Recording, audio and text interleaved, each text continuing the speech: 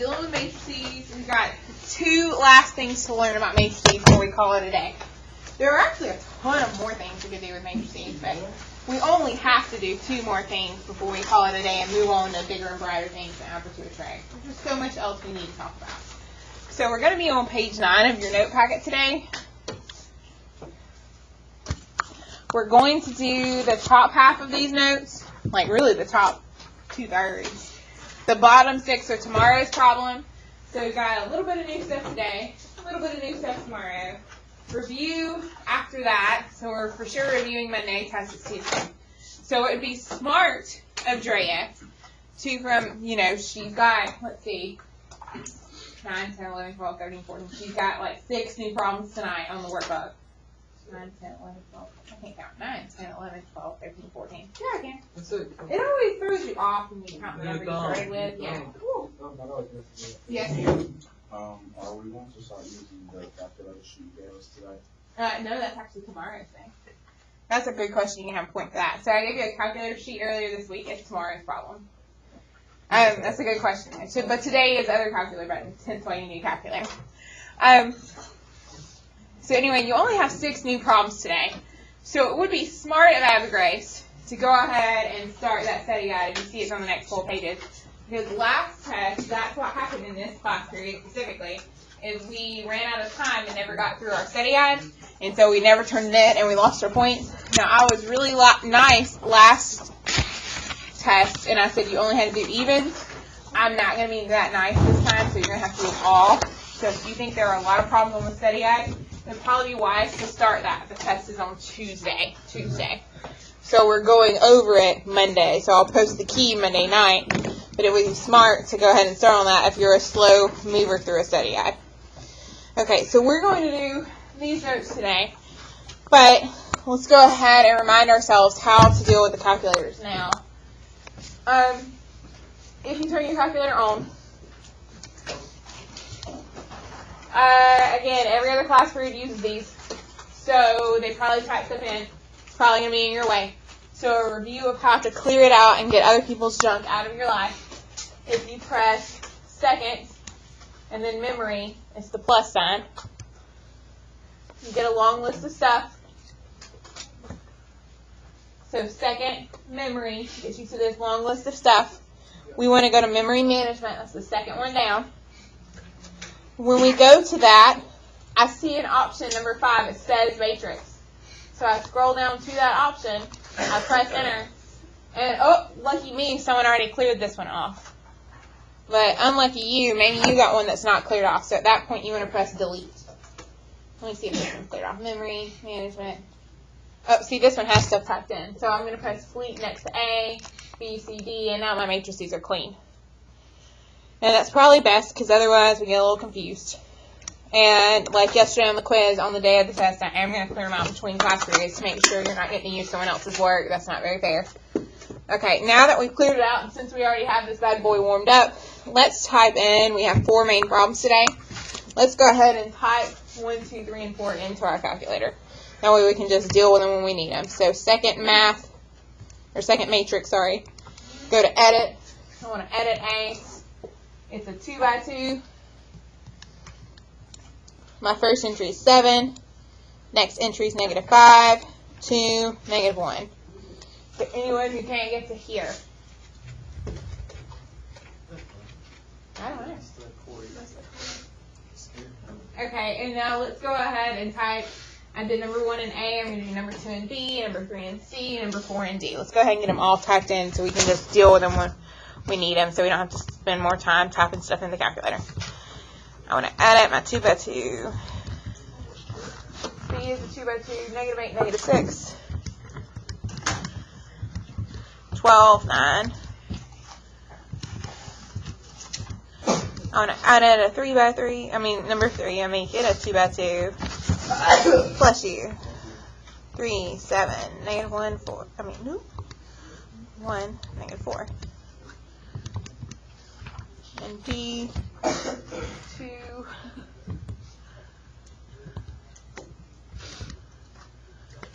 2 by 2, 2, 1, -4, 3.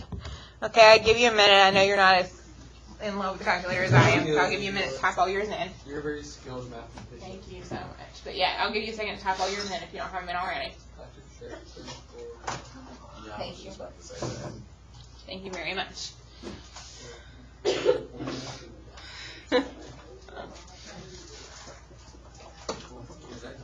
And you got a haircut. Looks good. Thank you. Can I get a point? For being nice? No. Although it is nice. I mean, I'm trying to get him where I can get him. I appreciate that. Okay, when you get them all typed in, we are going to do those 2 math workshop problems today, so you can put your calculator down. We'll bring it back out when we need it. We have 2 math workshop problems today. There are lots of points available. The first and easiest point probably of all time. Well, maybe not of all time. That's a little over-exaggerating. Number 13 of a math workshop says that there is this challenge problem and they want us to solve for x2. And I see this formula. What is this formula? Yes, dear?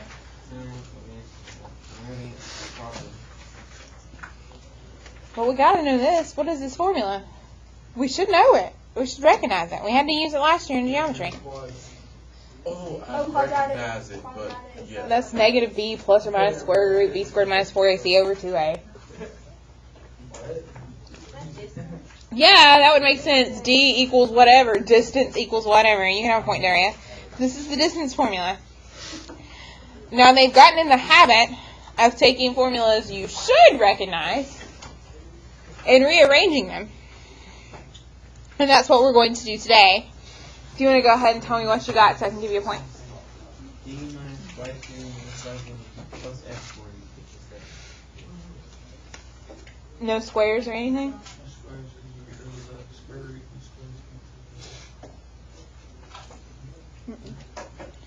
Okay, so let's start at the beginning.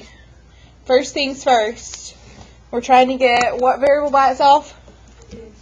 The x2. So we've got to get rid of that house, the square root. How do you kill off the square root? What do you do to kill a square root? You square it. You can have a point, Brady. Square root, square it, that makes sense. So d squared equals, now since we squared it, the house has died, so we just have x2 minus x1 squared plus y2 minus y1 squared.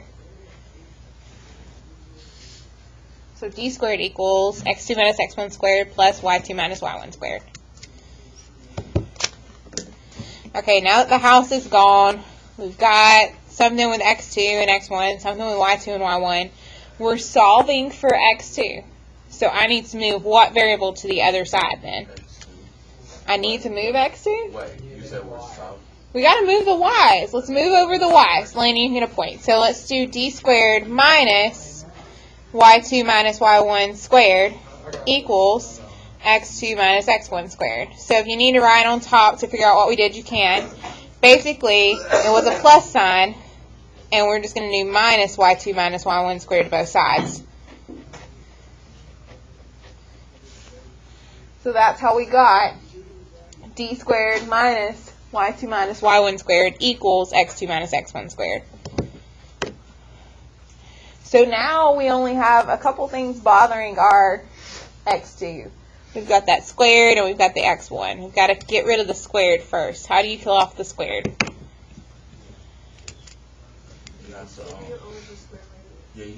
You take the square root of both sides. You can have a point, Jessica. If we take the square root of both sides, we'll have the square root of d squared minus y2 minus y1 squared equals x2 minus x1. The square root and the squared go away. And so our right side only has x2 minus x1. Now we get to the easiest part of the whole problem. How do we get x2 by itself? You just add x1 to both sides. So I heard it from 1 and 2, get a point. So d squared minus y2 minus y1 all squared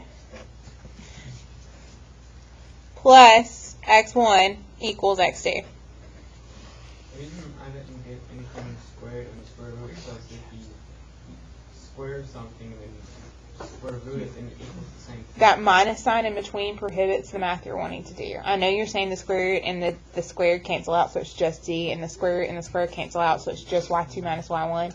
But that's not actually true because of that minus sign in between. Wait, okay, yeah. Okay, if that's the case, then how can we then how does it, how can we square the whole square root on the original formula and cancel out because there's plus sign between those? It canceled out the house. It didn't cancel out any of our squares. It just canceled out the house. But how? If we were to, I know I'm trying to say, but I don't know how to work. I know what I want to answer, but hold on, let me do my little rant, and then I'll answer yours and Brady's question. Okay. When we added x1 to both sides, x1 didn't get to jump under the house. That would not be fair. I get that this looks ridiculous because it's still basically what we started with. We still have a d, a y2, a y1, an x1, and x2. I get that it doesn't look any cleaner. But we have followed directions, and we've solved for x2. They've gotten to the point in life where if they make you take a common formula like the distance formula and solve for a specific variable. On the ACT, if they said 2a plus 3b equals 6, and they said solve for a, well, anybody can say 2a equals 6 minus 3b, a equals 3 minus 3 over 2b. Like, anybody can do this. No offense. But most people can do that. That's kind of the point of the ACT. They don't want to do a problem that most people can handle.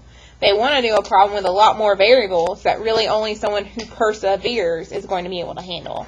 So instead of putting a lot of numbers, they tend to put a lot of variables and say still just solve. So none of your variables go away the way 6 divided by 2 is 3. That kind of stuff went away. So it kind of stinks, but it shows you understand more math, so that's what they're going to do. Okay, I had a good question. So if you want to tune me out for the next, I'll tell you when to tune back in. If you want to tune me out, and if you're not interested in Brady and Xavier's question, that's fine. We're going to go all mathy for just a second.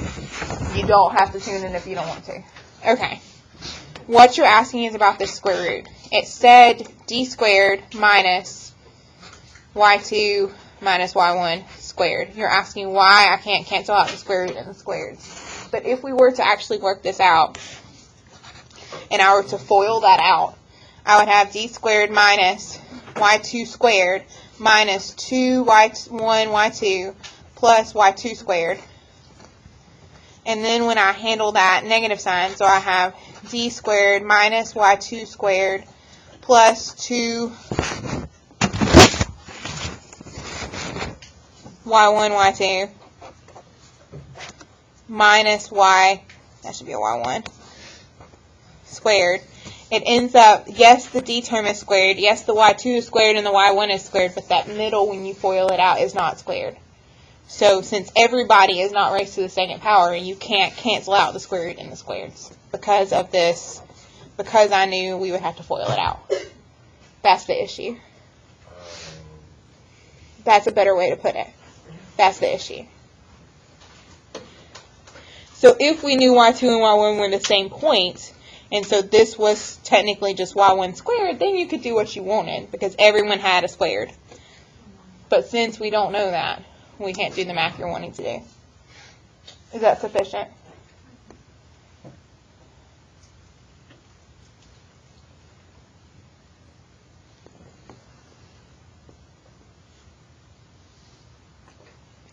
Is that sufficient, Brady? You're still pondering. That's my best explanation for it. But we did not have to go this deep. Okay, those who tuned me out, tune me back in. Let's do 14. 14 is the graph of what kind of a function?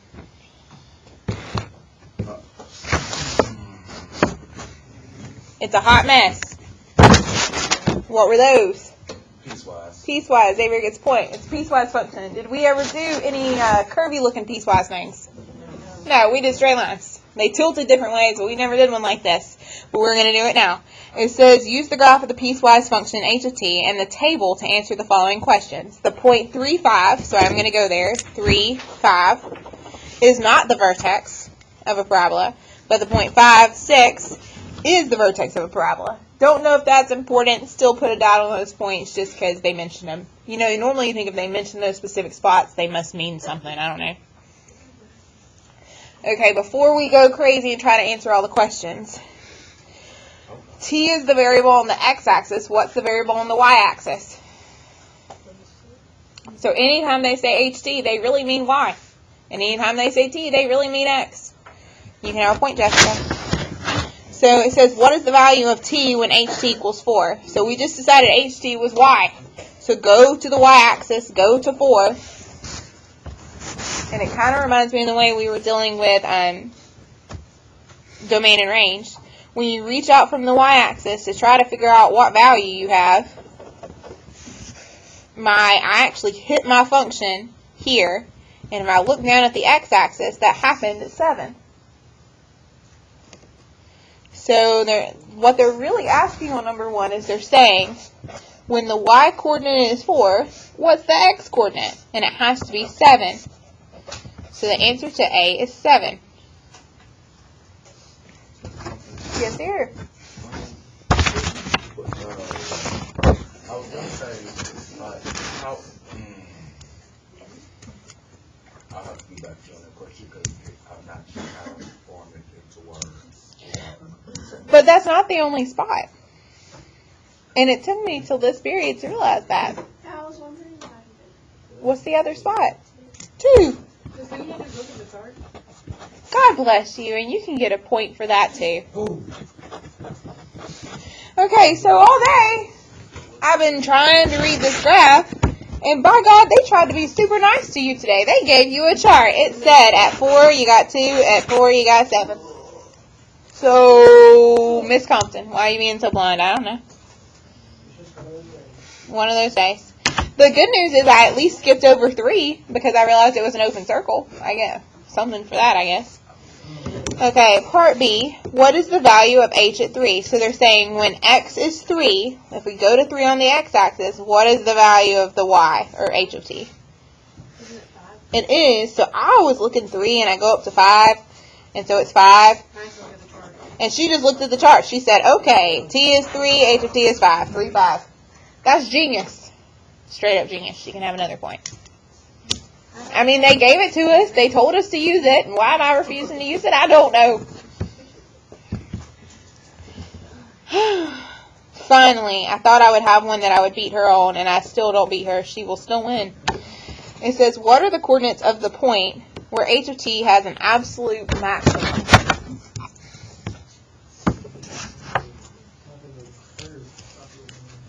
That's exactly what I did. So Andrew's with me.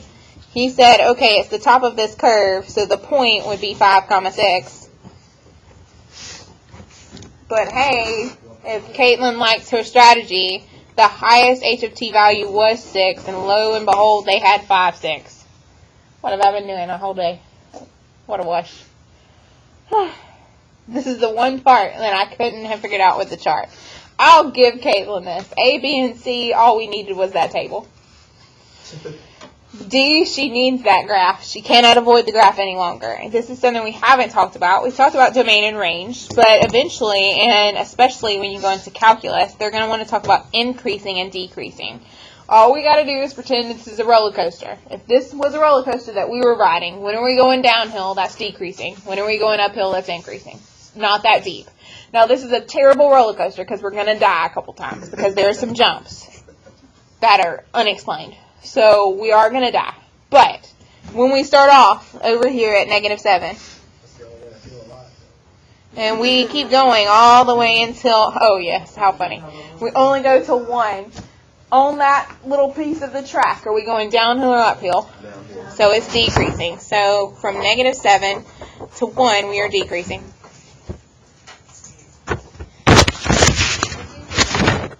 Why did I use the brackets?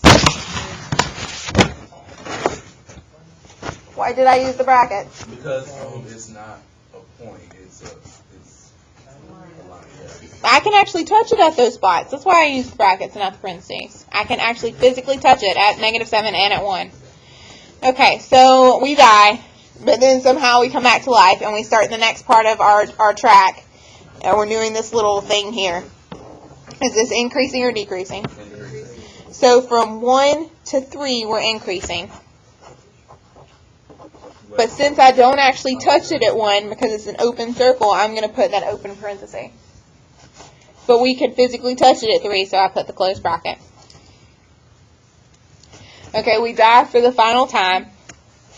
And then we again start at 3. And we go to here. Is that increasing or decreasing? It is increasing. So, and we'll talk about why I chose this notation in a second. But it's from 3 to what number? 3 to 9, we're increasing? 3 to 5, we're increasing. You can have a point for that, Ivy Grace. And then, Travis, I'll give you a point because you answered the last question. Okay, we're going to come back to this notation in just a second. Travis already finished it out, so let's finish it out too. He said from the rest, so from 5 all the way down till we finished at 9, we were decreasing. So we're also decreasing from 5 to 9. Okay, so we're increasing in 2 different spots, from 1 to 3 and from 3 to 5. And we're decreasing from -7 to 1 and from 5 to 9.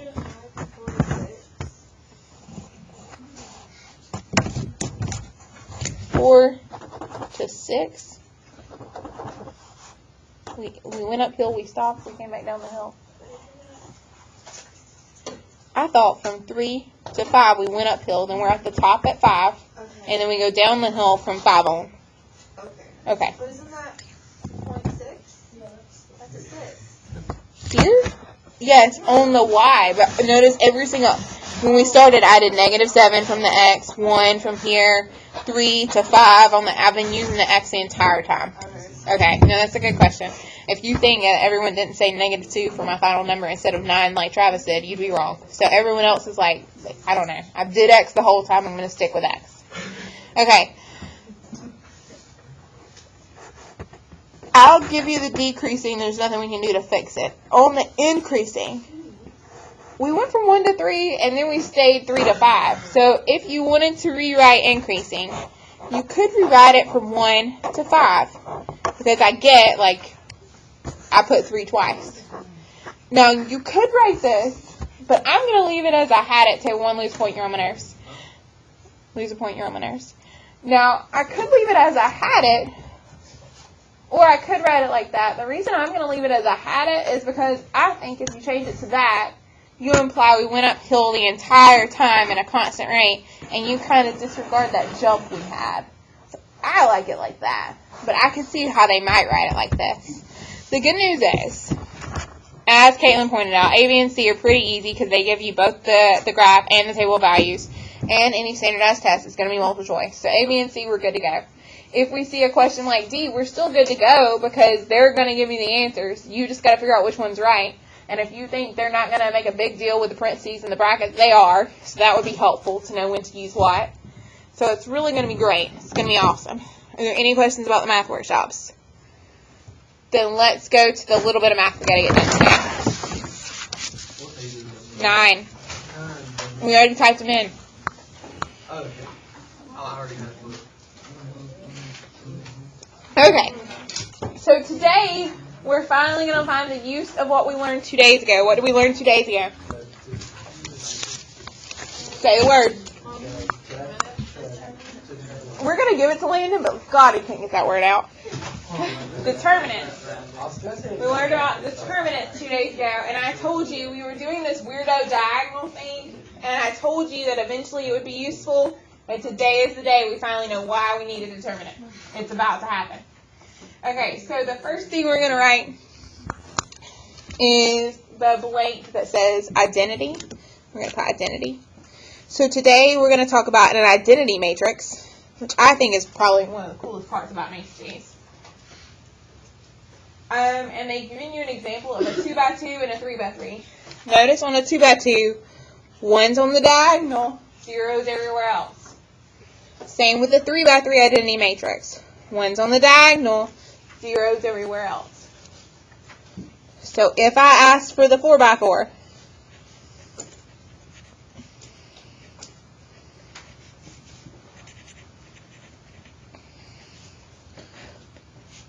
and you went column by column, what would you tell me? 1 0 0 0. Okay, and then 0, 1, 0, 0, 0, 0, 1, 0, 0, 0, 0, 1. Uh-huh, and you can have a point. Yeah. There goes our point right back. It is just like coding. It only has ones and zeros. That's another point. Oh!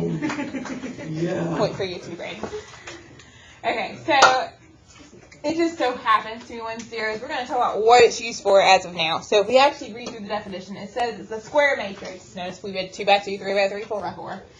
Where when multiplied by another matrix, it equals the same matrix. Meaning, you used to do like 2 times 1 is 2. Well, that's the same thing that's happening with matrices. If you have some matrix and you multiply it by this identity matrix, you're going to end up with your original back. So if our original was 3, 4, 5, 6, and we multiply it by the identity matrix, we're seriously going to get back 3, 4, 5, 6. That's the cool part. Are there any questions about that? Now, your book or your notes have a big little section in the book that says key concepts, and it's written in a big box. I'm not going to go through that. It's really going through this, but with more letters. Okay, there is one blank we skipped at the top. Does anyone know what goes in that blank? A blank matrix is a matrix with the same number of rows and columns. If eventually she said the right word. What was the right word? Square. Square. So every group can have a point. Square. Square matrix. Same number of rows and columns. We've been talking about that. So all we're going to work with today are square matrices. We only did determinants of square matrices because we only do inverses of square matrices. Because only those have identity matrices. Because what would an identity matrix look like if it was a 3 by 2? So 1, 0, 0, 1, and then you're like, well, what do I put on the last row? There's no diagonal. So that's why it doesn't work. It has to be a square. Okay, so moving on. We're going to need identity in just a second. That's where all the things are about to come into culmination. 2 matrices are inverses of each other if their product is the identity matrix. So if we take some matrix and we multiply it by another matrix, and we end up getting back 1, 0, 0, 1, the identity matrix. So if we take one matrix and multiply it by another matrix and end up getting back the identity matrix, that means those 2 matrices were inverses of each other. And you're like, Ms. Compton, that's great, that's lovely, why are we doing this? I don't understand. So let's just back up. We learned how to add, subtract, and multiply with matrices. What have we not learned how to do? We're not going to. You can't divide with matrices. So I'm going to go super mathy and explain why we're going to do what we're going to do. And then from then on out, if you'll just remember, I must do this because I can't divide, that's fine. You don't have to remember like the details I'm going to go over. Just, you can't divide, have to use an inverse. Okay, so if we had the problem 2x equals 3 in math class, you would tell me to get x by itself, divide by 2. And so x equals 3 over 2. That's what you would tell me to do. That doesn't work in matrix world. In matrix world, where we represent matrices with capital letters, if you have capital matrix A, so AX equals B, and you're trying to solve for X, you can't divide by A on both sides to get rid of the matrix. Instead, you have to use A inverse. Okay, so if you use an inverse on one side, you understand if I do something on one side in math class, I must do it on the other side. So if I use A inverse on this side, I must use A inverse on the other side. Now, A inverse looks just like A, but it looks like its evil twin because we put the negative 1 with them. So I always think of an evil twin. Okay, so I put A inverse on both sides. And A inverse and A, they kill each other off. So I finally have X equals A inverse B. So I finally get X by itself, but it requires an inverse to get X by itself because you can't divide.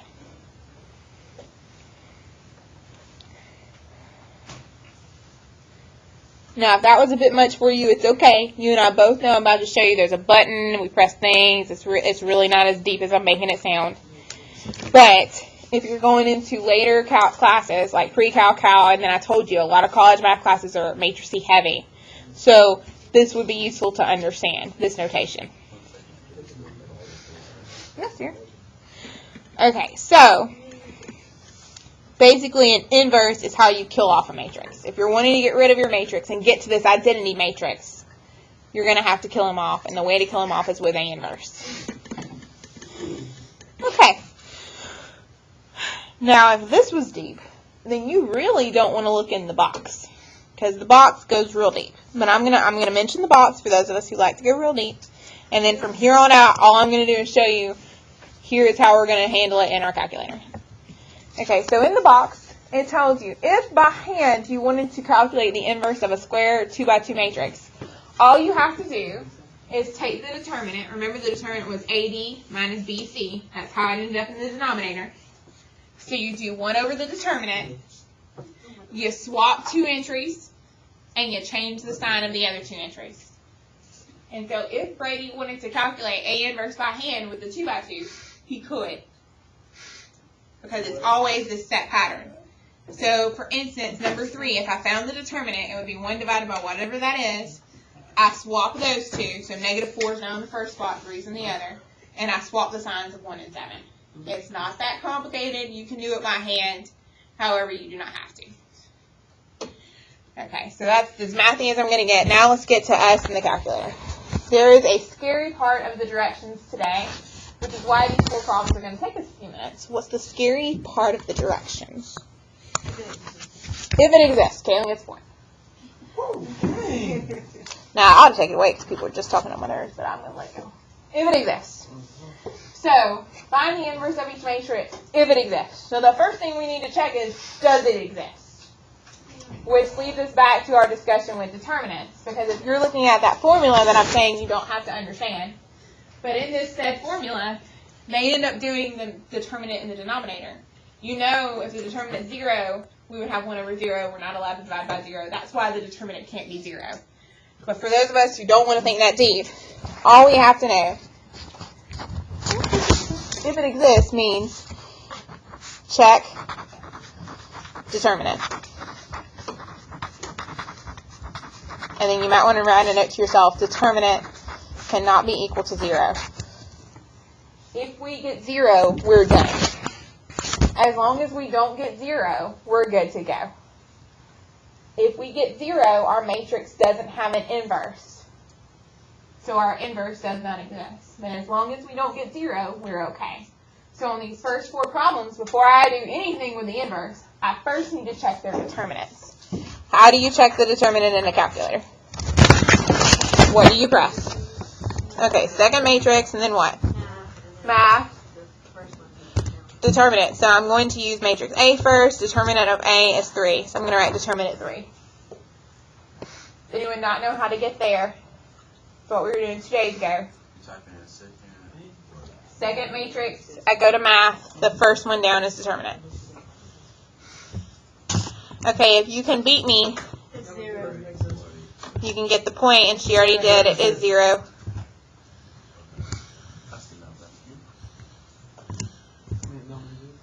Yes, that is exactly what it means, and I'm going to come back to that because everyone's not listening to you, Andrew, so y'all can go ahead and get a point. Good job, Eric. That was Eric. Well, good, Eric. Okay, and then I need the determinant of C.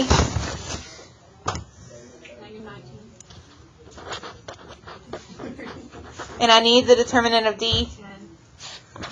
Yeah, 2 points.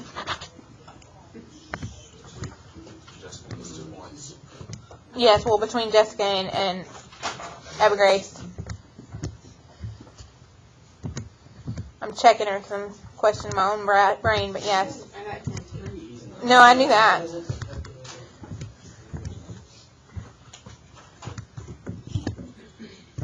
Okay, good. Okay, so we've got the determinant, and we already know one problem we don't have to do anymore on, which is what Eric was pointing out. Since we got 0 for the determinant on 2, we're done with problem 2. The inverse does not exist. Now, if DJ writes no solution, not possible, any of the other normal phrases, I'm going to give it to him. But I'm spitting their words back. They said find the inverse if it exists, so I'm going to say the inverse does not exist. So you feel like no inverse. Yes. No inverse. Anything you put, as long as you don't continue to work, and you put some sort of word so I know you're done, you know D and E does not exist if you want to be real fancy and math-like. Okay, but we'll go over that in a second. Okay, so we've got the determinants. Everybody else has a determinant, which means everybody else has an inverse. So how to find the inverse? Okay, so if you press second matrix, you bring up matrix A. A is now on my screen. There is a button on your calculator that looks like an inverse button. Look, it even has it to the -1, just like we wrote A inverse was A raised to the -1. So I'm really going to press the button that has the -1 on it. Look, now it looks like that. Is anyone confused on that? Because I want A inverse, so I press the inverse button. It's the matrix button, but without pressing second matrix. They are together for a reason. Okay, so you press enter, and what happens? Does anyone really want to tell me all those decimals? I pray you don't put all those decimals. I pray you do this next step and make my life a little easier. If you do all the decimals and I have to check you, you know I'm going to stare at your paper a little harder than I do other people's, right? Okay. How to put this in fractions so it's a lot easier to read. If you press math, frac, it turns your answer into fractions. Math, frac, turns your answer into fractions. So my answer for the determinant of the inverse of number 1 is -1/3, 5/3, -2/3, 7/3.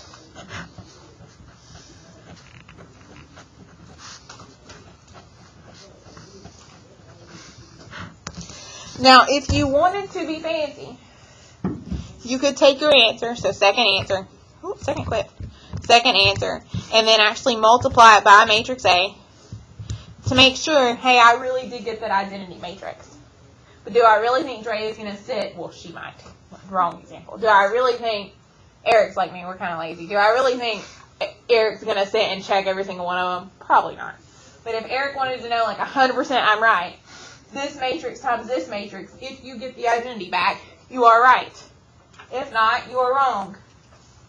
Okay, does anyone need me to press the buttons again? Okay, because I need the answers for 3 and 4, but I can press them if you need me to. Yes, please. Okay. You have to tell me the answer and then I'll press the buttons.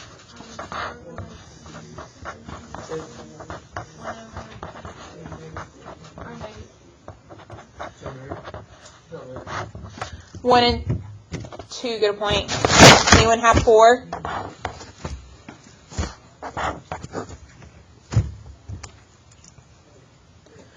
Okay, for those of us who want me to press the buttons again, second matrix. And then I tell it, like, if I did number 3, so I did C, and then I tell it I want the inverse. It gives me a bunch of decimals. I don't want those decimals. I want the fractions like Abby Grace gave me. So I'm going to press math, frac, and it turns my problem into fractions. Math, frac, turns your problem into fractions. Yes, dear. Yes, please. 3/10, -1/10, 2/5, 1/5. Perfect. Thank you. Okay, so again, math, frac, turns everything back into fractions. There are 3 good questions you could ask me at this point, and they would each get you a point. We're actually going to do the problem. That was it. No, that's Smart's problem. That's Smart. Oh, you're going to be so mad at all the hard work you've had to do in life. You're going to be really mad tomorrow. But today, you can still be living a bliss. Tomorrow, you can be mad at me. Today, you're still going to love me. Okay, there are 3 good questions you could ask me. Based off the answers we have on the screen currently, there are 3 questions that come to my mind. Miss Thompson, Yes, dear. could you move the screen to where the 4 answers are on? So I can see something.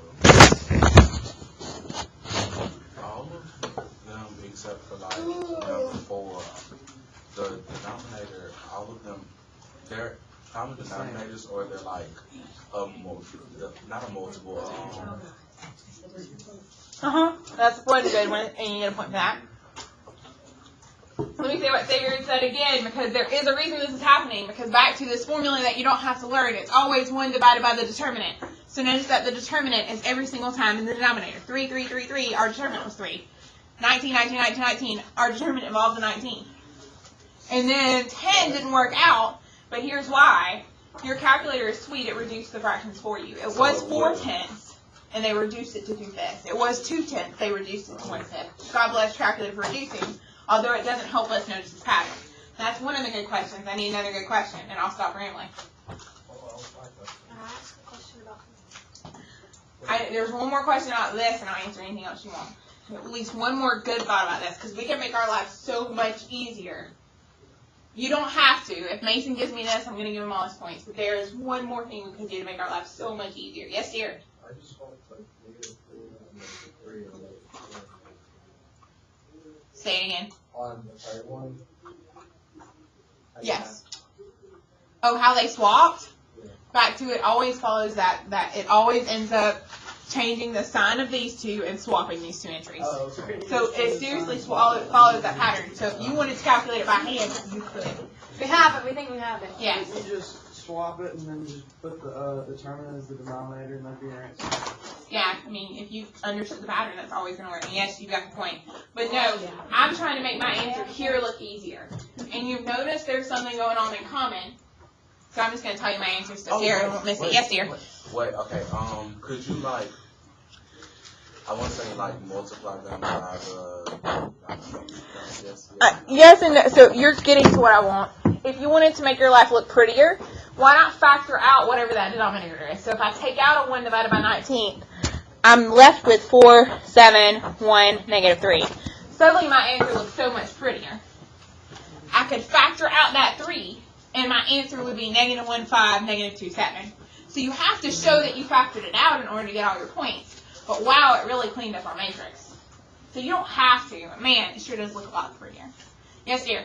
Quick question, what about factoring out number? Then you would have to be smart enough to change it back to 4/10 and 2/10.